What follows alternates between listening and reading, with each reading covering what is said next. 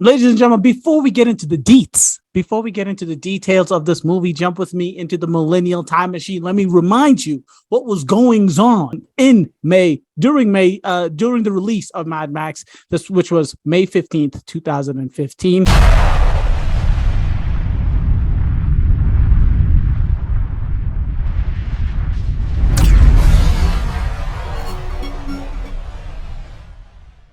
In America, the song "See You Again" by Wiz Khalifa, Fast and Furious 7 banger featuring Charlie Puth, is at the top of the single charts.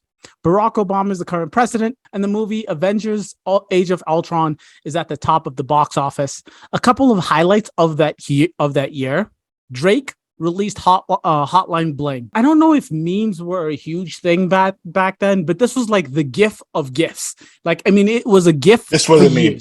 Oh yeah, 100%. It took over. Like, I don't even like the song. It's a trash song. It's one of the worst Drake songs. Exactly. Like, I can't even listen to it. If I'm not looking at the meme, I don't want that song to be on. Empire debuted January 7th of that year, 2015. Valentine's Day. I am a lion. Lucia's lion. R.I.P.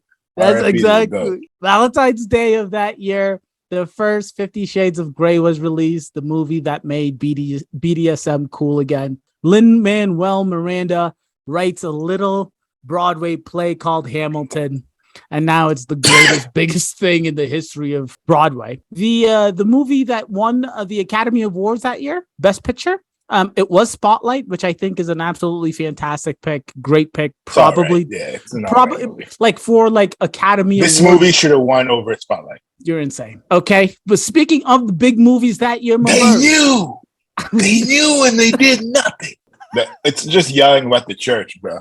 A lot of it is not yelling. Okay, a lot of it is just some intense shit. But this is the box office for 2015. So Age of Ultron's one. Nope, it's not one, but it's I'm looking for the top 5. I'll give you credit if you get anything in the top 10. Did Star Wars come out that year? It sure did. You wouldn't happen to know which one. The Force Awakens? Hey, go get your shit. Yes, The Force Awakens was number 2. Age of Ultron was number 3. No, The Force Awakens was number 2? Yes, The Force Awakens was number 2. The Jurassic World come out that year? Yep. Number 1, Jurassic World. Is there like a Despicable Me in there? No Despicable Me, but there is an animation in the top 5 here. It's Frozen Pixar. 2? Nope. Oh, Frozen 1? The one with the emotions. Do you know that one? Oh, man, I forgot. It's Inside Out. Inside Out is number 4. Out. Yep. Okay. And then was there? No, there wasn't Transformers. 2015 was. Go, give it to me.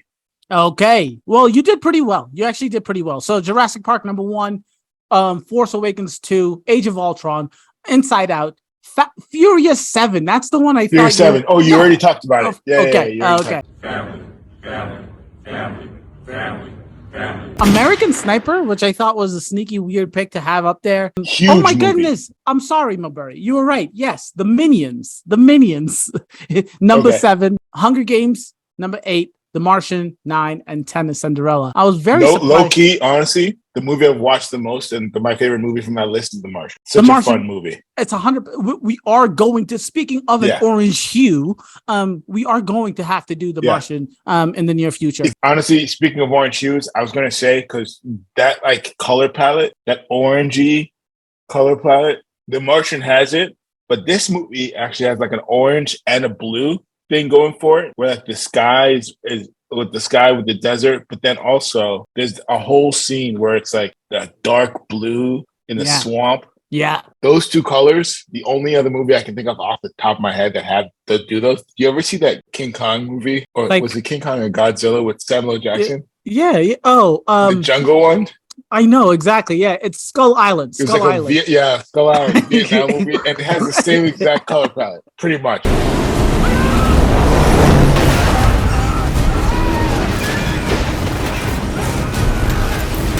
It has some jungle in it, but it's orange and blue and in the sunset with Kong fucking standing in the sun.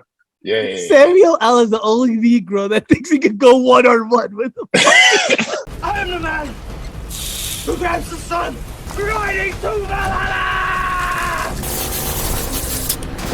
Winners! I live, I die, I live again!